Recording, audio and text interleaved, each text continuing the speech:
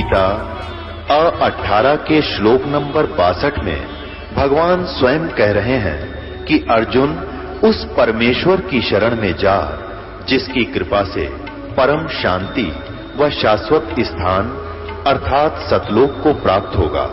वो परमेश्वर कौन है, कहां है, कैसा है, जानने के लिए कृपया अवश्य सुनिए जगत गुरु तत्वदर्शी संत रामपाल जी महाराज के अमृत वचन। सत साहिब दर्शकों, आपने तुलसीदास जी द्वारा चलाए गए जय गुरुदेव पंथ का नाम तो सुना ही होगा। इसी जय गुरुदेव पंथ से 7-8 वर्ष तक जुड़ी हुई थी रायसेन मध्य प्रदेश की शिवानी नामदेव जी। इनकी दादी जी ने जय गुरुदेव पंथ में 72 दिन तक जल ग्रहण तक नहीं किया। इतनी कठिन साधनाएं भी की, परंतु ये सब साधनाएं करते हुए भी इनके परिवार को दुखों ने घेर लिया था। दादी जी को अनेक बीमारियां हो गईं और इनके पिताजी ट्यूबरकुलोसिस जैसी लाइलाज बीमारी से ग्रस्त हो गए। आसपास के सभी डॉक्टर्स को दिखाया, परंतु कोई समाधान नहीं मिल रहा था। इन सभी कठिनाइयों के बीच इन्हें मिलती है तत्वदर्शी संत रामपाल जी महाराज जी द्वारा लिखित पुस्तक ज्ञान गंगा, जिसे पढ़ने के बाद इन्हें वास्तविक भक्ति साधना का पता चलता है और संत जी द्वारा बताई सद्भक्ति करने से धीरे धीरे इनका जीवन सुखमय हो जाता है। अब आप स्वयं सुने शिवानी जी की आपबीती। जी नमस्कार। नमस्कार जी। जी क्या नाम है आपका? शिवानी नामदेव। शिवानी जी कहाँ से आए हैं आप? मैं उदयपुरा जिला रायसेन मध्य प्रदेश से आई हूँ। संत रामपाल जी महाराज से नाम दीक्षा लेने से पहले आप क्या भक्ति साधना करते थे? सर, बंदी छोड़ सतगुरु रामपाल जी महाराज की शरण में आने से पहले तो हम सभी देवी देवताओं की भक्ति करते थे, लेकिन उनसे हमें कोई फ़ायदा नहीं हुआ। तो उसके बाद हम परमात्मा की खोज में लगे हुए थे। तो जय गुरुदेव से जुड़े वहाँ पर 7-8 साल तक हमने भक्ति की, लेकिन वहाँ पर हमें जाने से कोई फ़ायदा नहीं हुआ। आप किस फायदे की तलाश में थे जिसकी वजह से आप देवी देवताओं की पूजा कर रहे थे, जय गुरुदेव को गुरु बनाया? क्या चाहते थे आप? सर, सबसे पहले मैं आपको मेरे पिताजी के बारे में बताना चाहूँगी।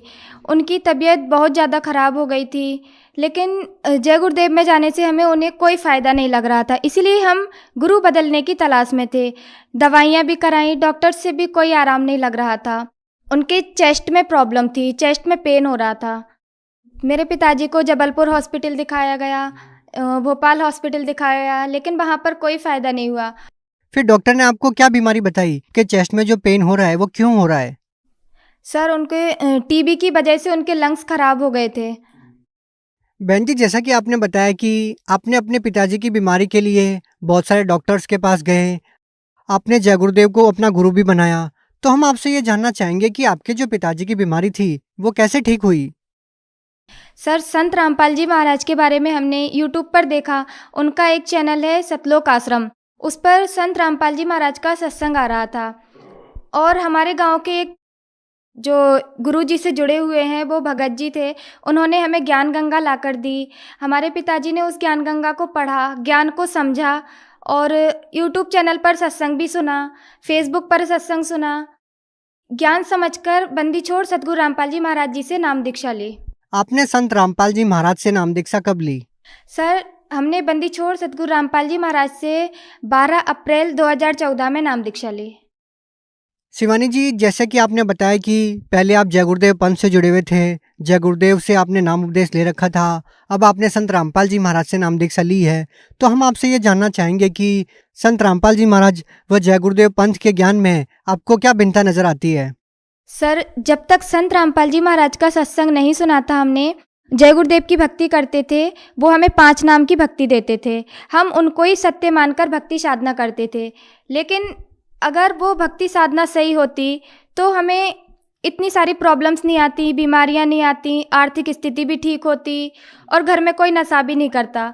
बंदी छोड़ सतगुरु रामपाल जी महाराज की शरण में आने से हमारे घर जो बीमारियां आई थी, पापा की जो लंग्स की प्रॉब्लम थी वो भी ठीक हो गई और आर्थिक स्थिति भी ठीक हो गई। सर, ये सबसे बड़ा अंतर है कि बंदी छोड़ सतगुरु रामपाल जी महाराज जी सच्चे संत हैं और इनसे बड़ा कोई संत नहीं है। शिवानी जी, क्या संत रामपाल जी महाराज से नाम दीक्षा लेने के बाद आपको कोई लाभ भी मिला? सर, बंदी छोड़ सतगुरु रामपाल जी महाराज की शरण में आने से जो हमारे पापा को लंग्स की प्रॉब्लम थी, उनकी जो बीमारी थी, उसमें लाभ हुआ। पहले वो बहुत बीमार रहते थे। जब भी मैं मेरे पापा को देखती थी तो मुझे उनको देखकर रोना आता था। ऐसा लगता था पता नहीं पापा कब ठीक होंगे। उसके कारण घर के जितने भी पैसे थे उनकी दवाइयों में ही खर्च होए जा रहे थे। घर में कोई बरकत नहीं हो रही थी। जैसे ही बंदी छोड़ सतगुरु रामपाल जी महाराज जी से नाम लिया, नाम लेते ही मेरे पापा की बीमारी ऐसे गायब हो गई जैसे उन्हें कोई बीमारी ही नहीं थी। और जो पैसा उनकी बीमारियों में लग रहा था वो घर पे पैसा भी बचने लगा और काम में भी बरकत होने लगी है। तो इस प्रकार हमारी आर्थिक समस्या भी खत्म हो गई और हमें किसी चीज़ की कमी भी नहीं है। इस प्रकार हम संत रामपाल जी महाराज से जुड़ने के बाद बहुत सुखी हैं। सर, एक लाभ और बताना चाहूँगी मैं आपको। मेरा छोटा भाई था, कोरोना टाइम में उसकी तबीयत बहुत ज़्यादा ख़राब हो गई थी। सांस लेने में उसे प्रॉब्लम होने लगी अचानक 10-11 बजे रात में। तो सांस लेते नहीं बन रहा था उसे, पूरा पसीने से भीग गया, जैसे किसी ने ऊपर से पानी डाल दिया हो, इतना पसीने से भीग गया। सब लोग उसे हवा कर रहे, लेकिन उसकी सांस लेने में बहुत प्रॉब्लम हो रही थी। उसके बाद वो एकदम बेड पे खड़ा हुआ, खड़ा होके अचानक से बेड से गिर गया। तो हम लोगों ने सोचा ये तो इसकी तो मृत्यु हो गई है। फिर मैंने पापा जी से बोला कि आपके फ़ोन में अरदास का नंबर होगा, बंदी छोड़ सतगुरु रामपाल जी महाराज के यहाँ अरदास लगाते हैं, हो सकता है कुछ बात बन जाए। तो पापा जी ने बोला अब कुछ नहीं हो सकता, वो जा चुका है। तो मैंने बोला एक बार ट्राई करके तो देखते हैं। तो जो अरदास के नंबर आते हैं बंदी छोड़ सतगुरु रामपाल जी महाराज के यहाँ जो अरदास लगाई जाती है, उन नंबर्स पे हमने फ़ोन किया। 10-11 बजे अरदास नहीं लगती है, लेकिन उस टाइम अरदास लग गई थी। उन्होंने पूछा क्या बीमारी है, बीमारी के बारे में बताया। तो जैसे ही अरदास लगाई वैसे ही वो सांस लेने लग गया। तो उसे तुरंत हॉस्पिटल ले जाया गया। वहाँ हॉस्पिटल में उसे 1 घंटे की दवा देकर बोला इसे दूसरी हॉस्पिटल रेफ़र कर दिया गया। वहाँ पर उसे 15 दिन ऑक्सीजन लगी रही और इसकी रिपोर्ट सारी नॉर्मल आ रही थी। डॉक्टर्स भी हैरान थे कि आखिर ये बीमारी क्या है, इतनी बड़ी बीमारी होने के बाद भी आपकी सारी रिपोर्ट्स नॉर्मल कैसे आ रही हैं? आप किसी संत की भक्ति करते हैं क्या, किसी संत से जुड़े हैं क्या? तो मेरे पापा ने बोला हाँ, हम संत रामपाल जी महाराज जी की शरण में हैं, वो ही हमारे साथ हैं।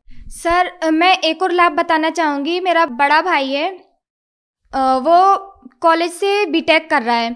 तो कॉलेज से रिटर्न घर आ रहा था, तब उसकी बस का अचानक एक्सीडेंट हो गया। सामने से एक बस आकर टक्कर हो गई।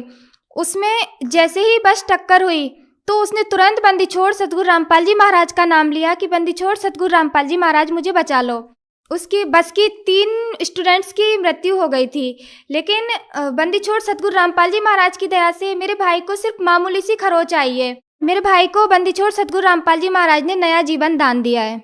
अगर मेरा भाई उस दिन बंदी छोड़ सतगुरु रामपाल जी महाराज की शरण में नहीं होता तो उस दिन मेरे भाई की भी डेथ हो जानी थी। बंदी छोड़ सतगुरु रामपाल जी महाराज ने मेरे भाई को नया जीवन दान दिया है। और क्या लाभ मिले आपको?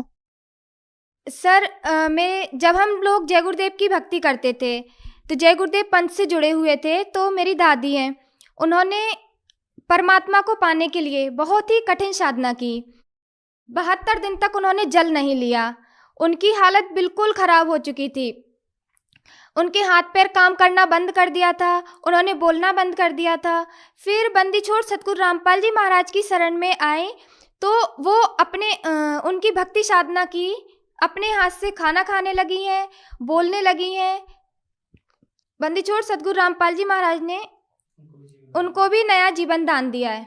सर, एक बार मेरी मम्मी के सीने में अचानक दर्द होने लगा तो मेरे पिताजी ने कहा कि आप बंदी छोड़ सतगुरु रामपाल जी महाराज से नाम दीक्षा ले लो, आप ठीक हो जाओगे। मेरी मम्मी को विश्वास नहीं था कि ऐसे कैसे कोई संत से नाम दीक्षा लेने से कोई ठीक हो सकता है। जो डॉक्टर्स ठीक नहीं कर सकते वो सतगुरु रामपाल जी महाराज कैसे ठीक कर सकते हैं। लेकिन उनका दर्द बढ़ता ही जा रहा था।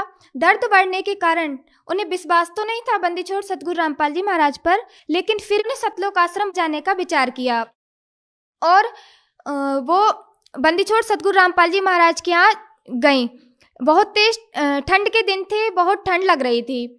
ट्रेन में उन्हें ठंड लग रही थी। उन्होंने मन ही मन सोचा अगर ये बंदी छोड़ सतगुरु रामपाल जी महाराज अगर भगवान हैं तो मुझे ये ठंड से बचा लें। तो इतने में कुछ देर पश्चात ऊपर से एक सफ़ेद कंबल आकर मेरी मम्मी के ऊपर गिरा। तो मम्मी ने पूछा ये किसका है? तो सब जितने भी कैबिन में लोग बैठे हुए थे सबने मना कर दिया कि हमारा नहीं है। आसपास सब लोगों से पूछा, सबने मना कर दिया। तो पापा जी ने बोला ये बंदी छोड़ सतगुरु रामपाल जी महाराज ने आपके लिए दिया है, आपको ठंड लग रही है। तो मेरी मम्मी को आश्रम पहुंचने से पहले ही बंदी छोड़ सतगुरु रामपाल जी महाराज पर विश्वास हो गया। और जब उन्होंने नाम दीक्षा ली, नाम दीक्षा लेते ही उनका सीने का दर्द गायब हो गया।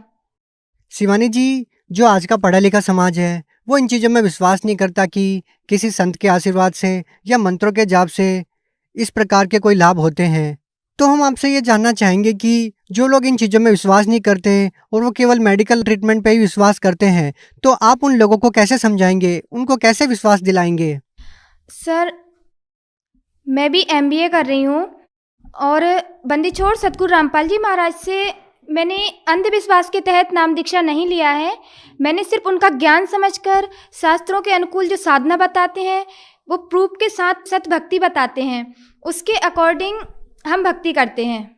और रही बात मेडिकल की, अगर मेडिकल से मेरे पापा, मेरे भाई, मेरी माँ, दादाजी और मेरा पैरालिसिस, ये सब अगर ठीक होना होता मेडिकल से तो ठीक हो जाते। अगर बंदी छोड़ सतगुरु रामपाल जी महाराज की ये भक्ति सही है, इसीलिए ये शास्त्र अनुकूल साधना है, इसीलिए हम इन सब दुखों से दूर हो गए हैं। आप भगत समाज को क्या संदेश देना चाहते हैं?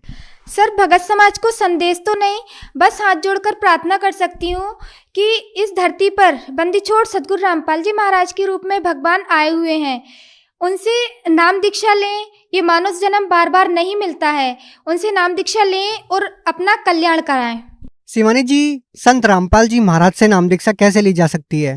सर, बंदी छोड़ सतगुरु रामपाल जी महाराज से नाम दीक्षा लेने के लिए यूट्यूब पर सतलोक आश्रम के नाम से चैनल है, फेसबुक पर स्पिरिचुअल लीडर के नाम से पेज बना हुआ है, उस पे बंदी छोड़ सतगुरु रामपाल जी महाराज का सत्संग आता है, आप वो सुने। उस पे नीचे एक लाइन आती है, उस पे सतलोक आश्रम के नंबर्स आते हैं, उन नंबर्स पे आप कॉल करके और ज्ञान समझ के नाम दीक्षा ले सकते हैं। जी धन्यवाद।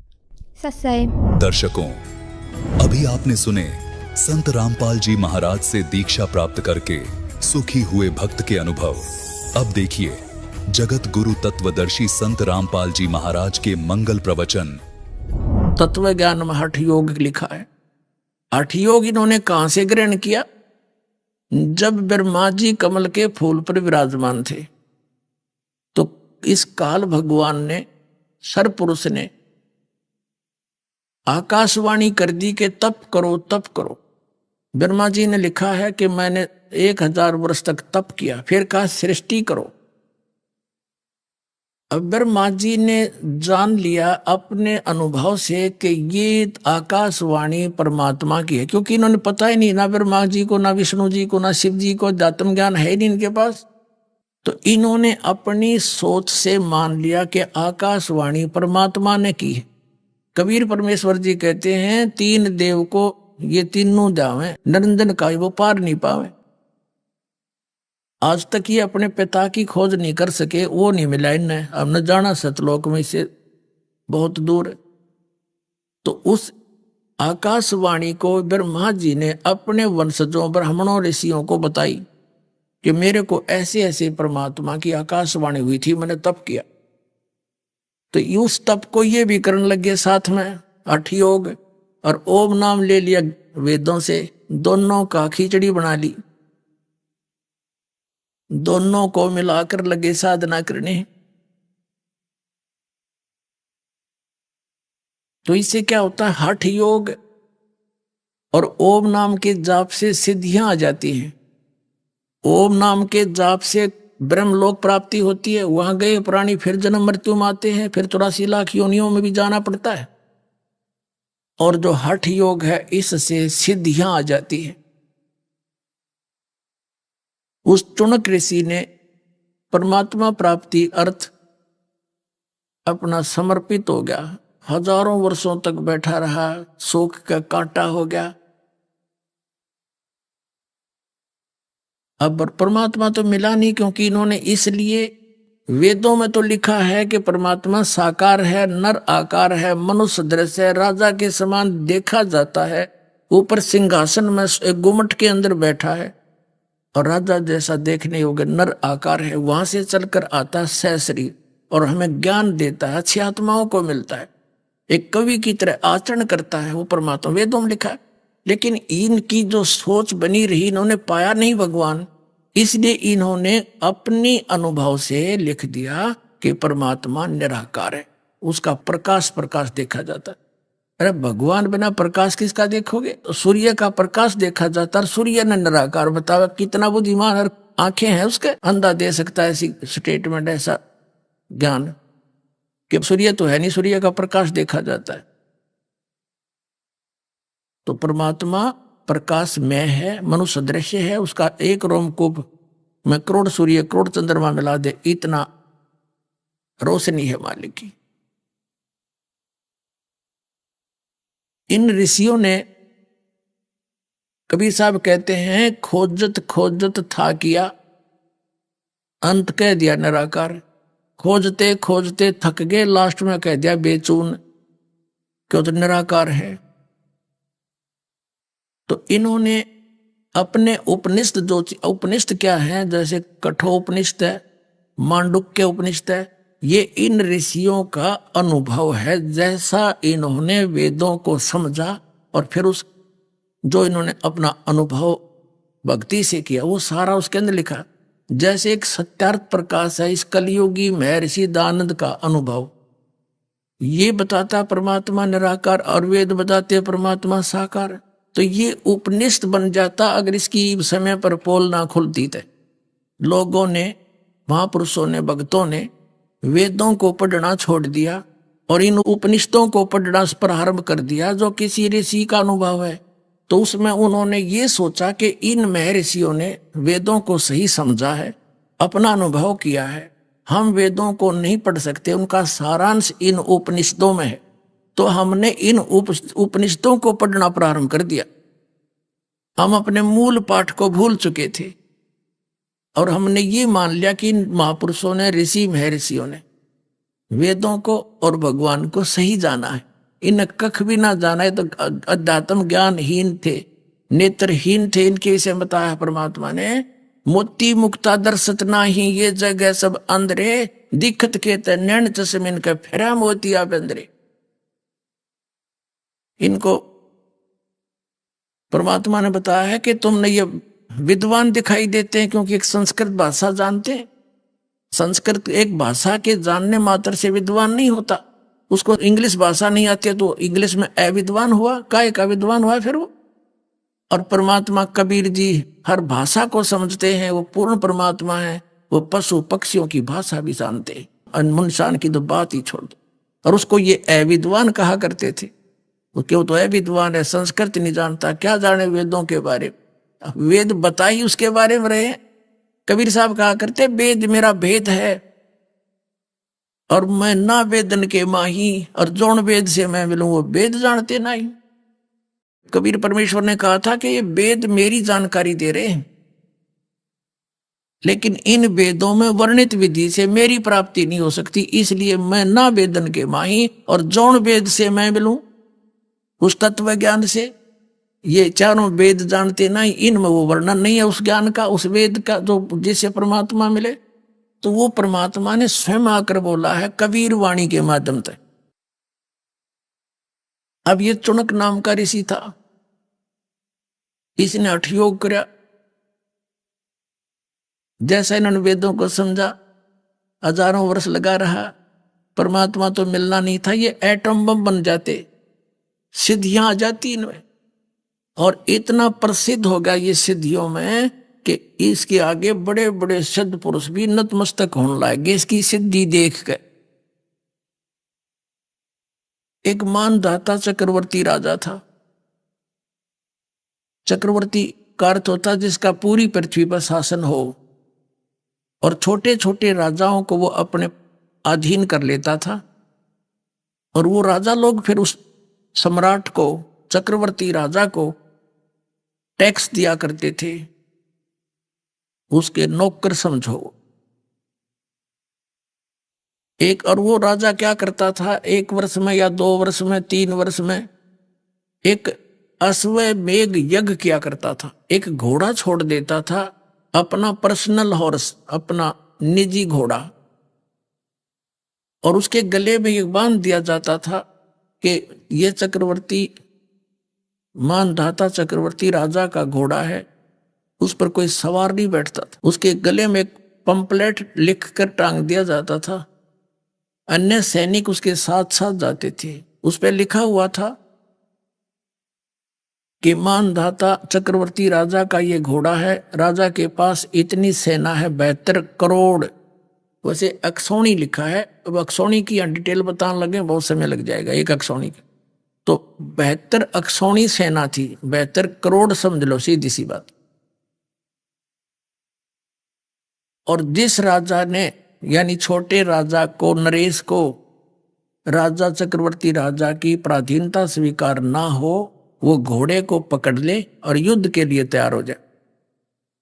तो वो घोड़ा पूरी पृथ्वी पर घुमाया जहां जहां उनका शासन था। पूरी पृथ्वी पर शासन था, जहां भी वो गए किसी ने घोड़ा पकड़ा नहीं। तो घोड़ा जब जा रहा था, वो भी ऋषि की झोंपड़ी के पास से गए थे और वापस आए जब 6 महीने में, तो तब भी वापस आ रहे थे उसी के पास से। तब राजा, उस ऋषि चुनक ने पूछा कि सैनिकों, इस घोड़े पर क्यों नहीं बैठा, कोई सवार क्यों नहीं है? सैनिकों ने बताया कि ऐसे ऐसे राजा मानधाता चक्रवर्ती का ये घोड़ा है, इस पर कोई बैठ नहीं सकता, और हम इस उद्देश्य से गए थे। सारी कहानी बताई। अब ऋषि ने सोची कि राजा को अभिमान हो गया, इसकी बुद्धि ठिकाने करनी चाहिए। अब देखो, काल का जाल समझो पुण्यात्माओं, ये काल पहले तो इनको एटम बम बनाता है, साधना करवा करवा के, गलत शास्त्र विरुद्ध। कंप्लीट ज्ञान इनको हुआ नहीं, साथ में हठ योग किया, ओम नाम का जाप किया, ये एटम बम बन गए, सिद्धि के बम, सिद्धि होगी इनके मुख में।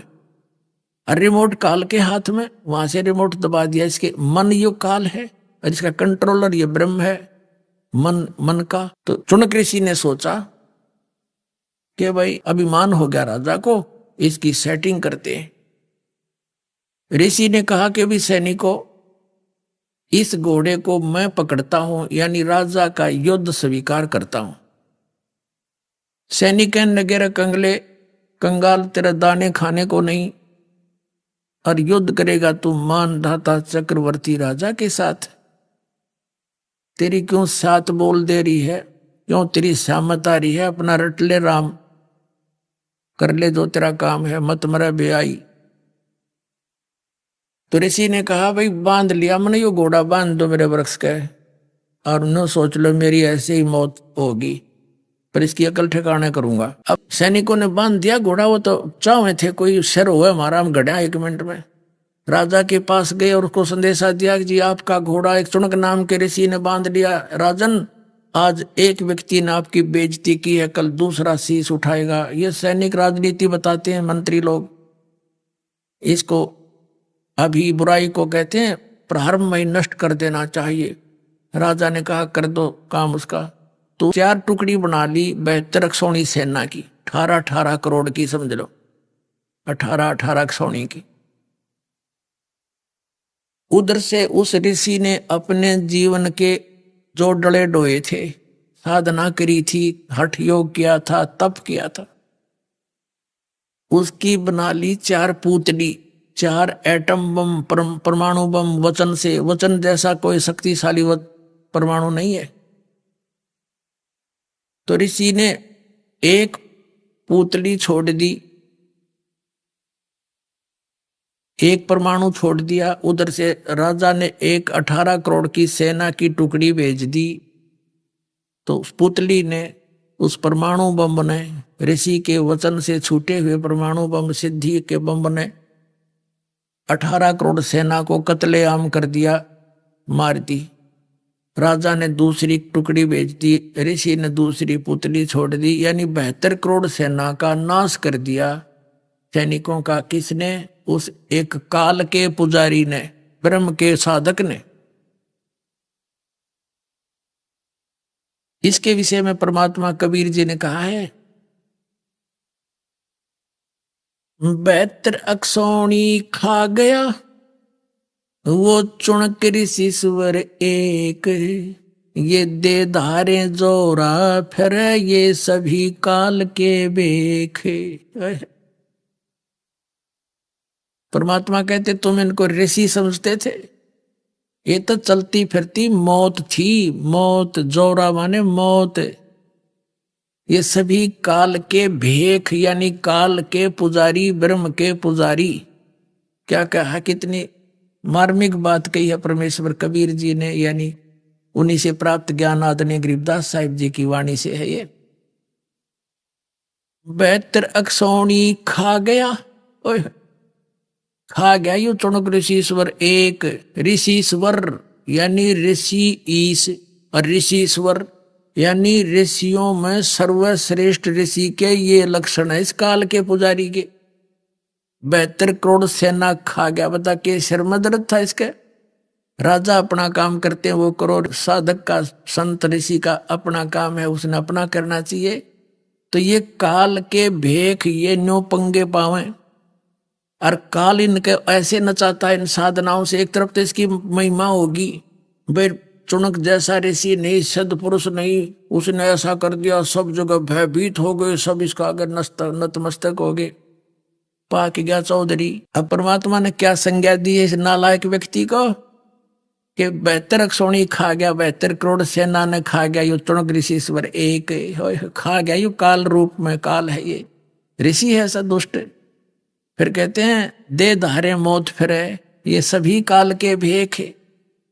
और फिर दूसरी बात कही है कि दुर्वासा ऋषि थे, ऐसे ही हठ योग करके उसने सिद्धियां प्राप्त कर ली ओम नाम के जाप करके, और उसने द्वारका के बाहर जाकर बैठ गया।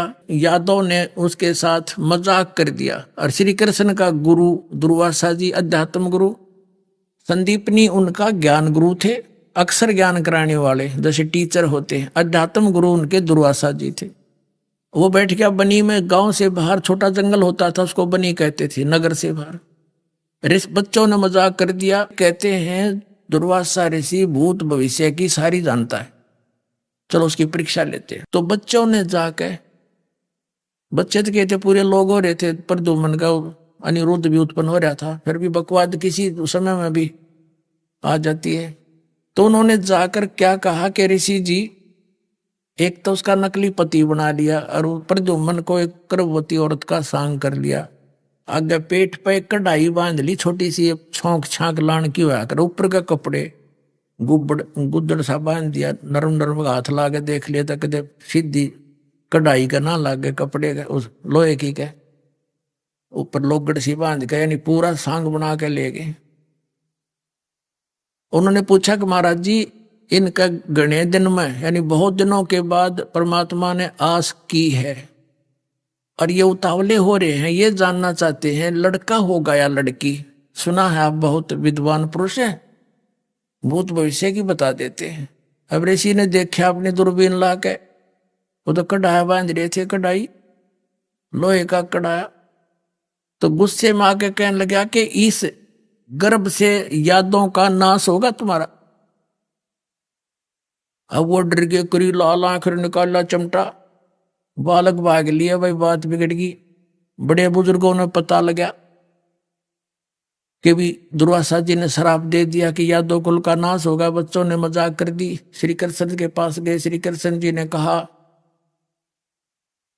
कि दुर्वासा जी से प्रार्थना करो जा करके।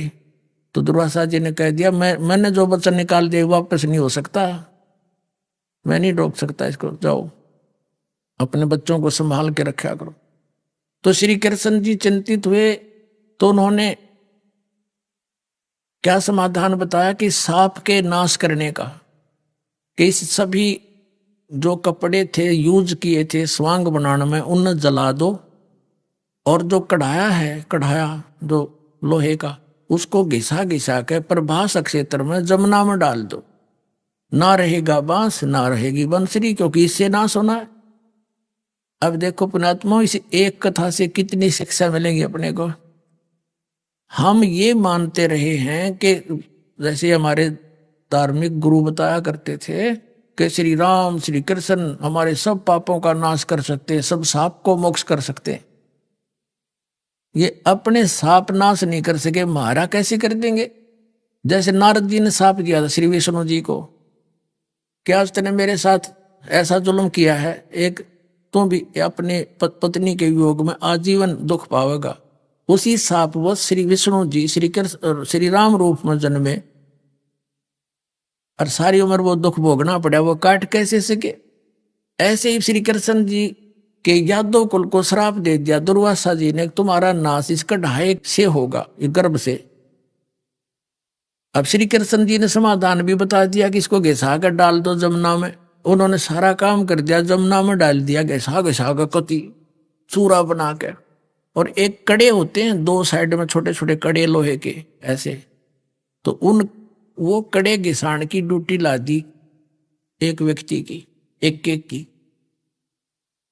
तो एक ने तो घिसा घिसू दिया, एक ने सोची कि सारा ये तो कढ़ाया घिस लिया, वो आलसी सा था, उसने थोड़ा बहुत घिसाया घिसाया, बाकी छोड़ दिया, फेंक दिया जमुना में। वो घिसा कर जमुना में डालना था, उन्हें सोची कौन देखा कर देने का, उसने वो वैसे डाल दिया। वो किसी मछली ने खा लिया, कोई खाद्य पदार्थ समझ कर, चमकीला सा था। वह मछली पकड़ ली एक मछियारे ने, और वो शिकारी भी था, ये मांसाहारी, फिर सारे काम करे, मछली ठा जाओ तो खरगोश। वो कौन था? वो सुग्रीव का भाई बाली था, जो श्री रामचंद्र जी ने उस बाली को वृक्ष की ओट लेकर धोखे मारा था। तब उसने कहा था, भगवान आप तो परिचित हो विधान से, आपने सामने आना था, जो सूरवीर था तो आप अलग ऐसे धोखे से क्यों मारा, तेने बदला देना पड़ेगा मेरा। तो उसने कहा था, भाई ठीक है, तेरा बदला द्वापर युग में दूंगा। अब वही बाली वाली आत्मा एक शिकारी बना, पारधी बना, और उसने वह मछली पकड़ ली। वो मछली काटी तो उसमें चमकीली वस्तु पाई। लोहार सुनार दोनों को देखा। सुनार तो कहने लगा, भाई ये तो कोई इस्पात अच्छा है, इस्पात है, ले जा लोहार के पास। लोहार के पास ले गया, नो बोला भी, लोहार बोला भी बहुत अच्छा इस्पात है, तो इसका क्या बनवाना चाहता है? शिकारी ने कहा कि तू मेरे इस तीर का एरो बना दे, मेरे बाण का आगे का हिस्सा बना दे। उसने विषाक्त करके जहर में बुझा के और वो तीर का अगला हिस्सा बना दिया। अब उधर से दुर्वासा जी ने श्राप दे दिया कि कल यादव कुल का नाश होगा, और उधर से श्री कृष्ण जी ने समाधान बता दिया, इसने घिसा घिसूगा खत्म कर दो, कपड़ों को जला दो, ना रहेगा बांस ना बजेगी बांसुरी, यानी श्राप मुक्त। अब सब निश्चिंत हो गए, भाई बड़ी बढ़िया विधि बताई। अब दुर्वासा तो श्राप देकर चला गया। अब कुछ दिनों के बाद यो बीज उगना ही था श्राप का, अब वो फलीभूत होना था। नगरी में आपस में झगड़े, जवान हत्याएं, अपने आप मृत्यु होने लगी। तो ऐसे उपद्रव जब होते थे तो उस नगर के लोग संत ऋषि गुरुओं के पास जाते थे। श्री कृष्ण जी यादव कुल का गुरु थे और पांडवों के भी गुरु थे। अब श्री कृष्ण के पास फिर गया, सारे मौजिज व्यक्ति इकट्ठे हो गए कि हे भगवान, नगरी में पता नहीं कौन सा पाप उदय हो गया, कोई किसी की बात सुनने को तैयार नहीं, शर्म लाज रही नहीं, जरा सी बात होती है लट्ठम लट्ठा हो मार डालते, हत्याएं होने लगी, ये क्या कारण है? तब श्री कृष्ण जी ने बताया कि दुर्वासा का श्राप भाई फलीभूत होने जा रहा है। अब सब भयभूत हो गए कि भगवान फिर अब क्या होगा, इसका कोई समाधान बताओ। गुरुओं से ही पूछते तो श्री कृष्ण जी ने कहा कि जमुना नदी में प्रभास क्षेत्र में जाओ और वहां स्नान करो, सारे नर यादव यानी बच्चे से लेकर बूढ़े तक जाकर स्नान कर लो, तुम्हारा साप कट जाएगा, श्राप मुक्त हो जाओगे तुम। अब इस डर के मारे सभी यादव 56 करोड़ थे उसमें 56 करोड़ की जनसंख्या थी यादवों की द्वारका के अंदर। तो उन्होंने सब अपने नवजात लड़कों को भी साथ ले गए, कहीं इन पर श्राप ना रह जा। और वहां पहुंच के प्रभास क्षेत्र में जमुना के किनारे उधर से क्या देखो, अध्यात्म मार्ग में पुण्यात्माओं हम ये सोचें ऐसा नहीं वैसा नहीं तो ये हमारी बालक बुद्धि होगी, इसमें कुछ भी हो सकता है। और इन नास्तिक लोगों ने भगवान से दूर कर दिया, ऐसा नहीं हो सकता ऐसा नहीं हो सकता, तो अध्यात्म मार्ग वो समझ नहीं सकता वो व्यक्ति।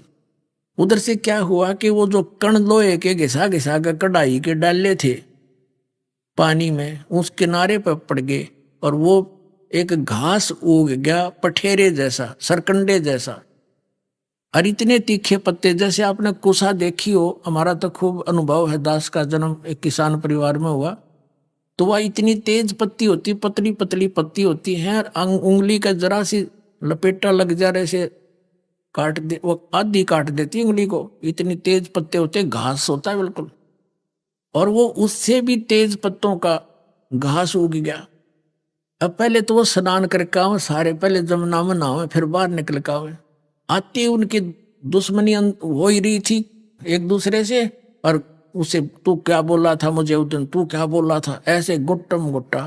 फिर वो घास निकाल ले और वो मारे एक दूसरे के, वो तलवार का काम करने लग गया, गर्दन लाते ही गर्दन कट जा, टुकड़े टुकड़े हो गए। 56 करोड़ यादव कटका मर गए। वहां पर गए थे सांप नाश कराने, हो गया यादों का नाश। श्री कृष्ण के उस समाधान से, श्री कृष्ण जी के द्वारा बताए गए उस विधान सांप नाश की विधि के जमुना में स्नान कर लो, तुम्हारा पाप कट जाएगा। पाप तो कटा नहीं, यादव जरूर कट गए। पुण्यात्माओं ये ज्ञान समझना पड़ेगा। हमने जिनको हम भगवान मान रहे थे वो अपने कुल को नहीं बचा सके, आपकी रक्षा कैसे कर देंगे? वो सांपनाश नहीं कर सकते क्योंकि सुप्रीम पावर नहीं थे, वो कंप्लीट गॉड नहीं थे। और कंप्लीट गॉड यानी पूर्ण परमात्मा कबीर देव है, कबीर साहब है। ये हमारे सारे शराब भी नाश करेगा, सांप भी नाश करेगा, और प्रारब्ध के अंदर आए हुए पाप भी नाश करेगा।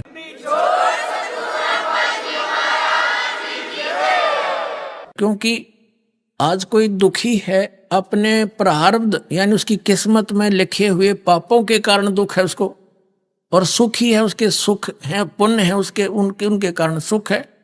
अब पुण्य से सुख, पाप से दुख हो गया, और उसका समाधान के लिए किसी संत ऋषि के पास जाते हैं। पहले तो जंतर मंत्र बताता जैसे श्री कृष्ण जी ने बता दिया, लेकिन उनसे कुछ होना जाना है ही नहीं। तो फिर वो लास्ट में कह देते ये तुम्हारे प्रारब्ध के कर्म थे तो भोगने ही पड़ेंगे। और फिर वो ये भी कहते हैं कि भक्ति कर लो, साधना करते रहो, जो हम बताते हैं भविष्य में ये दुख नहीं होंगे। अब जैसे किसी के पैर में कांटा लगा हो और उसका कारण कोई बता दे कि पीड़ा है तुझे, तो आपके कोई कांटा लगा है अंदर, गुप्त है वो कांटा, तो निकलेगा नहीं। जूते पहन ले, आगे कांटा नहीं लगेगा। तो पुण्यात्मा कांटा लगे पैर में जूता पहना नहीं जा सकता, वो तो कांटा निकले और फिर उसको सलाह दी जाए जूते ना उतारना, और जूते निकालने से तुझे कांटा लगा जिस कारण से पीड़ा थी। अब वो पहले कांटा निकले और फिर उसको सलाह दी जाए कि जूते मत निकालना, तो फिर वो कभी जूता नहीं निकालेगा उस डर से कि भगवान कहीं फिर से ना वो पीड़ा ना आ जाए। तो ऐसे ही जो आज दुखी हैं और उनके वो कर्म रूपी कांटे लगे हुए हैं, जब तक वो कांटे नहीं निकलेंगे वो भक्ति कर ही नहीं सकता। सपने में भी नहीं सोच सकते वो आदमी भक्ति कर लेगा जिसका टेंशन हो रही है उसकी, तो वो तो उसकी भक्ति करे है जो उसके लिए काम अड़ा खड़ा है, या कोई बीमार है वो तो उसकी भक्ति करेगा मैं ठीक हो जाऊं। तो यहाँ परमात्मा कहते हैं कि वो इस भक्ति से, मालिक की भक्ति से, इस परमात्मा कबीर साहिब की कृपा से आपके प्रारब्ध के नाश, कर्म भी नाश होंगे, तभी तो आपको सुख होगा, तभी भक्ति में रुचि बढ़ेगी इंसान की। हाँ भाई बड़ी दया करी और ये भगवान कहीं फिर भक्ति छोड़ दी, नियम तोड़ दिया, तो फिर हे परमात्मा कहते फिर वो कहर फिर ना टूट जा, इस डर से फिर आजीवन भक्ति करेगा, उसका कल्याण हो जाएगा।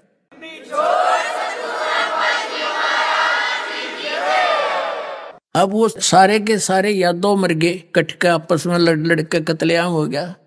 56 करोड़ यादव वहां रुद्र की कीच माचगी यानी गारा बन गई, उनके इतना खून बह गया। अब कृष्ण जी निकले, फिर वहां से चले अपने घर से विष्णु पुराण में लिखा है कि जो शेष बचे हुए थे यादव, जो मरे नहीं, क्योंकि लास्ट में कुछ तो बचेंगे जो उन और मार दिए, तो कुछ बचे हुए थे, अभी मरे नहीं थे, कंप्लीट नाश नहीं हुआ था।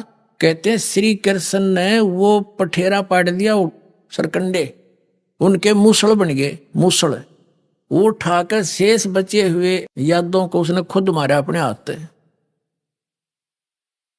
और फिर वो जा लेटा एक वृक्ष के नीचे। अपने आत्मा विचार करो, वो वृक्ष के नीचे जा लेटा, उसके पैर, उनके पैर में एक पद्म था, चमकीली वस्तु थी, नेचुरल, कुदरती, क्योंकि ऊपर देवताओं के सभी के शरीर में जैसे तिल होते हैं ना, ऐसे होते हैं, उसके पैर में था। और वही शिकारी जिसने उस कढ़ाई के बचे हुए कड़े का तीर बनवाया था, एरो बनवाया था विषाक्त, वो सारा दिन का भटक रहा था। शाम आफ्टरनून हो गया था, बाद दोपहर, कोई शिकार मिला नहीं। उसने वृक्ष की झुरमट ऐसी नीचे को टहनियां लटकी हुई थी, उसमें श्री कृष्ण विश्राम कर रहे थे, पैर पे पैर रख कर लेट कैसे, तलवार सामने दिखाई देता। तो शिकारी ने सोचा कोई मर्ग बैठा है, उसकी आंख चमक रही है, अगर इधर से जाऊंगा यू भागना जा, सारा दिन हो गए शिकार मिला नहीं। उन पत्तों के अंदर से तीर ठोक दिया विषाक्त, तो श्री कृष्ण के पैर में जा लग गया, जहर से बुझावा। श्री कृष्ण जी कर रहे चिल्लाए, मर गया मर गया। तो उस व्यक्ति ने, शिकारी ने सोचा भाई कोई व्यक्ति का लाग गया तो बात बिगड़ गई। सामने आकर देखा तो मुकुटधारी राजा श्री कृष्ण लेटे हुए हैं, तड़फ रहे हैं। तब उसने कहा भगवान मेरे से धोखा हो गया, मैंने जानबूझकर नहीं मारा। राजन, श्री कृष्ण जी ने कहा कि तेरा मेरा ये पिछला कोई लेन देन था, पिछला अकाउंट था, वो क्लियर कर दिया मैंने, कोई बात नहीं, तेरा कोई दोष नहीं। तब उस शिकारी ने पूछा जी कौन सा दोस्त, कौन सा लेन देन था, अकाउंट था? कि जब मैं रामचंद्र था और तू बाली था सुग्रीव का भाई, तो मैंने तुझे ऐसे धोखे से मारा था, आज तूने मुझे मारकर अपना बदला ले लिया भाई। अपने आत्माओं हम इन कथाओं ने रोज सुना करते, कदे बुद्धि में नहीं आई। फिर ये भगवान की से जब आप उथल पुथल हो रहे, ये खुद भी औरों को अपने पाप को भी भोग रहे हैं, तो दूसरों को क्या राहत देंगे? इस प्रकार उस पूरे यादव कुल का नाश हो गया। किस कारण से? एक दुर्वासा जी के श्राप से। और दुर्वासा जी कौन थे? ये काल के पुजारी, जिसके विषय में परमात्मा ने कहा दुर्वासा को पेता और समझने आई नीचे, 56 करोड़ यादव कटे ये मची रुद्र की कीचे। कितनी प्यारी परमात्मा ने परिभाषा बताई नकलियों की कि तुम इन्हें मैं ऋषि कहो।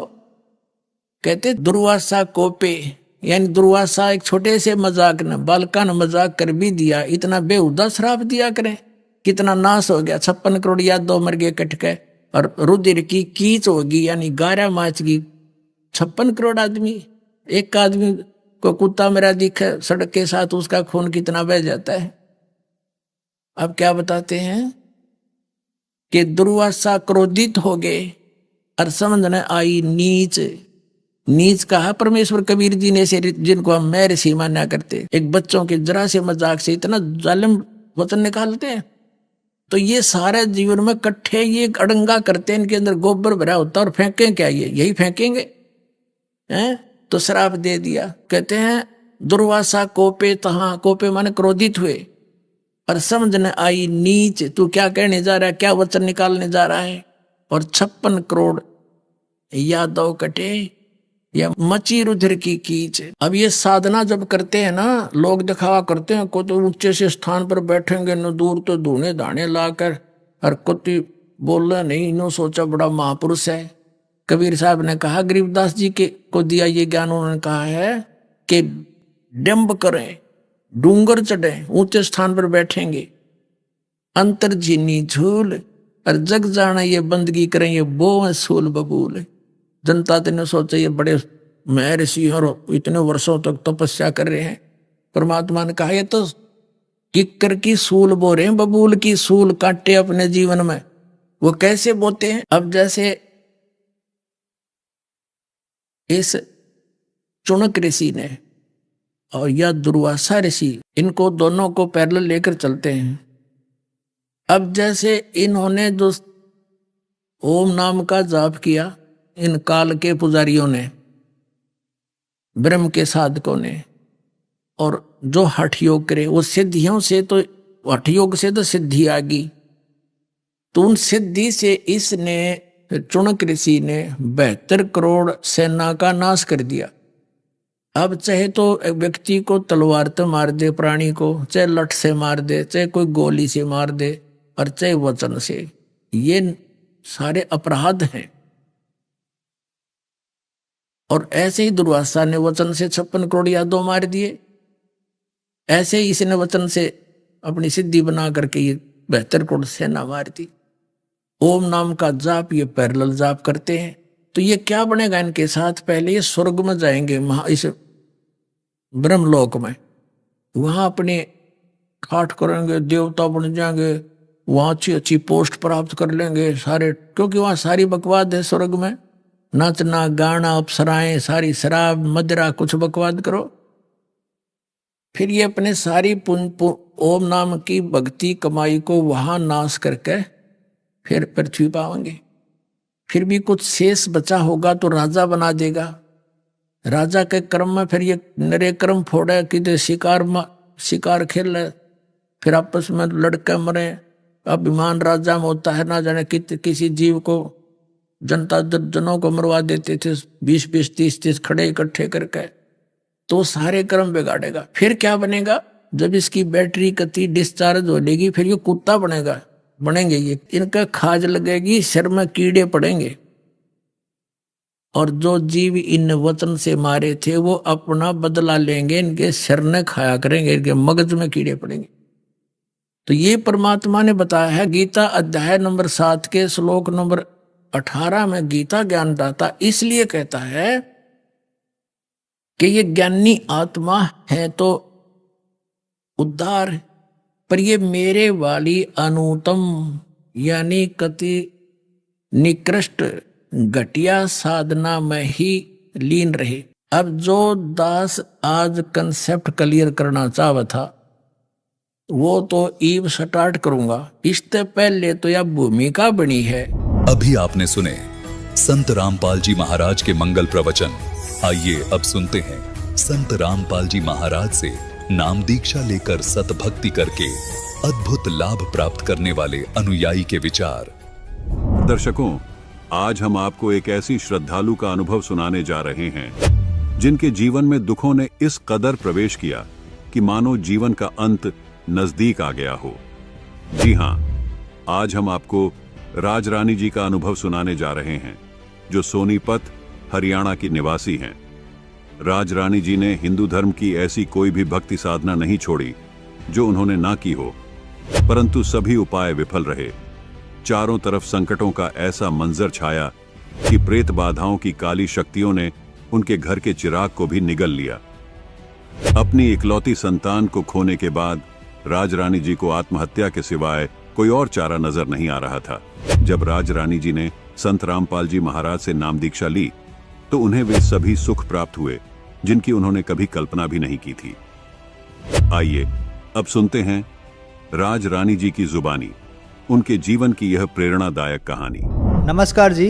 नमस्ते जी। क्या नाम है बहन जी आपका? मेरा नाम राजरानी है जी।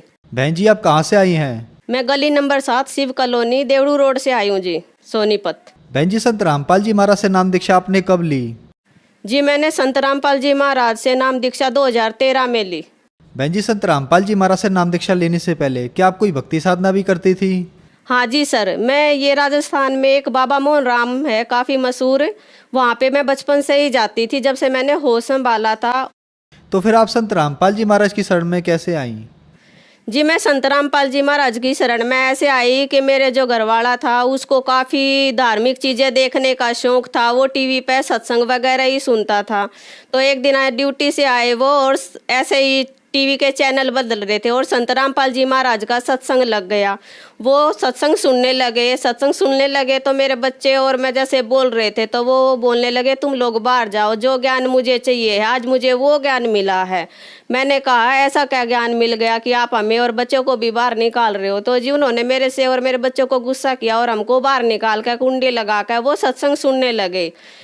1-2 दिन वो ऐसे ही सत्संग सुनने लगे। मैं भी 1-2 बारी जैसे उनको चाय वगैरह देने जाती तो मेरे कानों में भी कुछ वर्ड पड़े, तो मैं भी ये चीज़ नोट करने लगी कि जो ये संत बता रहे हैं बता तो ठीक भी रहे हैं, लेकिन पहली बार ऐसा संत देखा है जो सत कबीर को भगवान बता रहा है, वो तो एक कवि हुए हैं। और जब मैंने इस चीज़ को नोट करना शुरू करा, थोड़ा थोड़ा सत्संग देखना शुरू करा, जब मुझे ये समझ में आई कि वाकई में ही संत रामपाल जी महाराज जी वो संत हैं जिन्होंने हमें ये बताया है कि सही भगवान सच्चा परमात्मा संत कबीर ही है।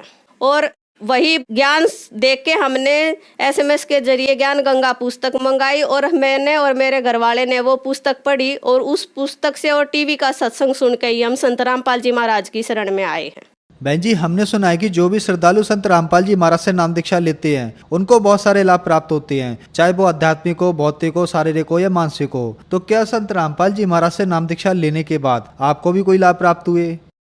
यस सर जी, मुझे भी बहुत सारे लाभ हुए हैं, क्योंकि मैं पहले जो भी भक्ति करती थी उससे मुझे कोई लाभ नहीं होता था। मेरा एक बेटा था 3.5 साल का, वो भूत प्रेत के चक्कर में ही खत्म हुआ था, क्योंकि जब उसकी तबीयत खराब हुई तो हम उसे अस्पताल लेके गए। अस्पताल जब हम लेके गए तो डॉक्टरों की समझ से बाहर हो रहा था कि इसको ये क्या दिक्कत हो रही है।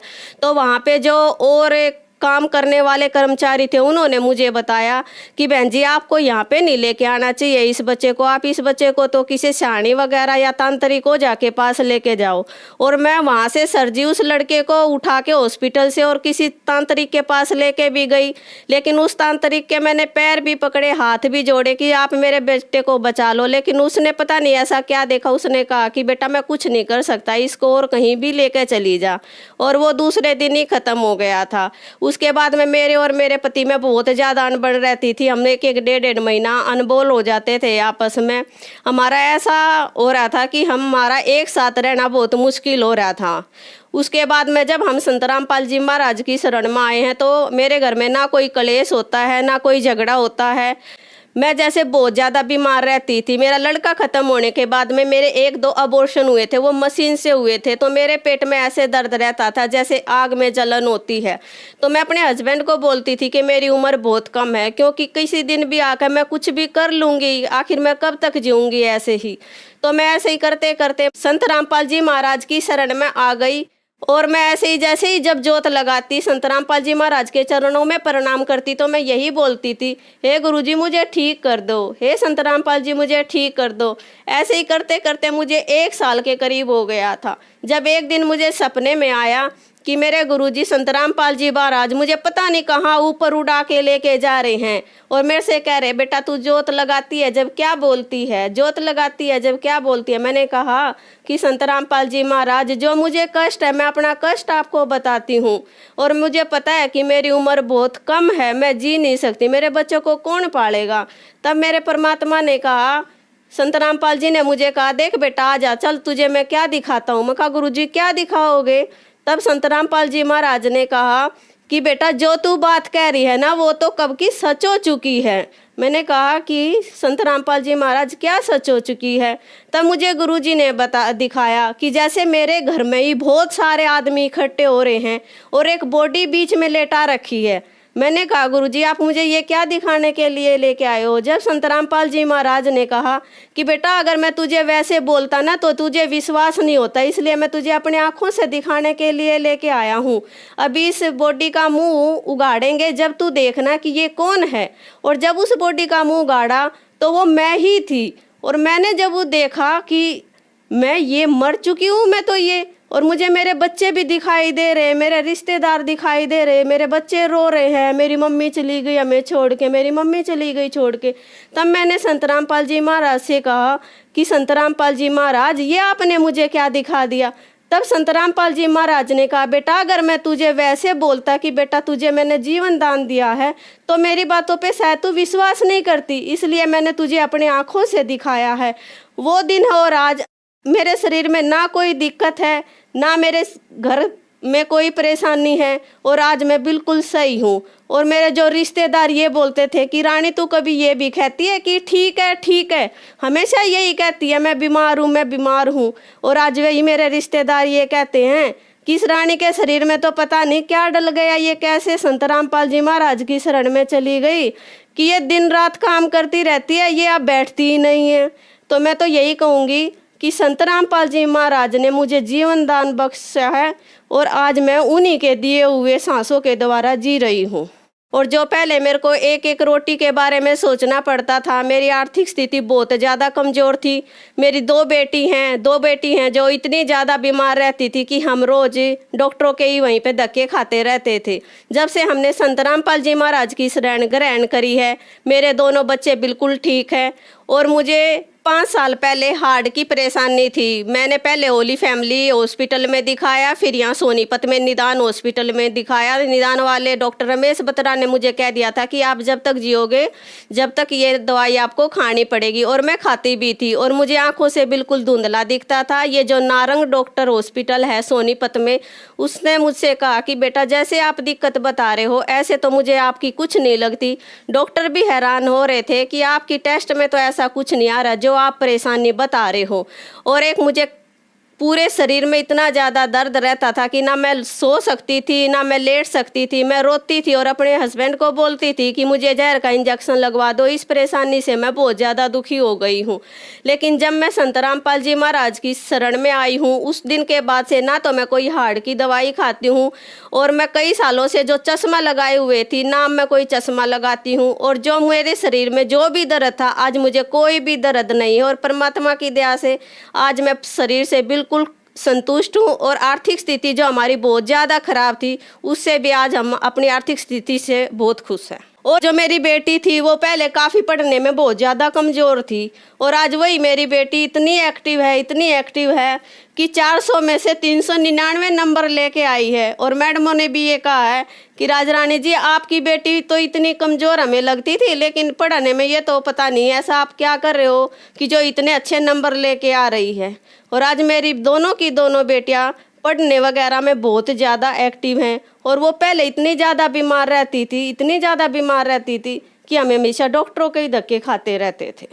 संत रामपाल जी महाराज की कृपा से आज हमारे घर परिवार में बिल्कुल सुख शांति है। आज हमारे घर में कोई दिक्कत नहीं है। मेरे घरवाला भी बहुत अच्छा है, मेरे बच्चे भी बहुत अच्छे हैं और मैं भी अपने शरीर से बिल्कुल स्वस्थ हूँ। बहन जी, संत रामपाल जी महाराज से नाम दीक्षा लेने के बाद आपको लाभ ही लाभ मिले, तो जो श्रद्धालु आज आपको देख रहा है आप उन्हें क्या संदेश देना चाहेंगी? सर जी, मैं तो हाथ जोड़ कर विनती ही कर सकती हूँ कि आज दुख सबके घर में है, चाहे वो किसी प्रकार के भी हो, शारीरिक हो, मानसिक हो, आर्थिक स्थिति हो, हर कोई इंसान आज दुखी है। मैं तो हाथ जोड़ के यही प्रार्थना करूंगी कि संत रामपाल जी महाराज की शरण में आओ और अपने सभी कष्टों को दूर करो। और सबसे ज़्यादा जो हमारा कष्ट है वो है जन्म मरण का कष्ट। संत रामपाल जी महाराज हमें आज वो भक्ति दे रहे हैं जो हमें जन्म और मरण के चक्कर से छुटवाती है। मेरी हाथ जोड़ के सभी भाई भक्तों से यही विनती है कि संत रामपाल जी महाराज की शरण में आओ और अपना कल्याण कराओ। बहन जी, संत रामपाल जी महाराज की शरण में कैसे आ सकते हैं? संत रामपाल जी महाराज की शरण में आप काफ़ी चैनलों पे हमारे संत रामपाल जी महाराज का सत्संग आता है, उसके नीचे एक पट्टी आती है, उसके ऊपर कुछ फ़ोन नंबर दिए गए हैं। उन फ़ोनों पे आप कांटेक्ट करके, आजकल तो हर ज़िले में हर स्टेट में संत रामपाल जी महाराज के नामदान क्षेत्र खुले हुए हैं। आप उन फ़ोन से कांटेक्ट करके जो भी आसपास के आपके नामदान क्षेत्र हो वहाँ से आप नाम दीक्षा ग्रहण कर सकते हैं। धन्यवाद बहन जी। सत साहेब।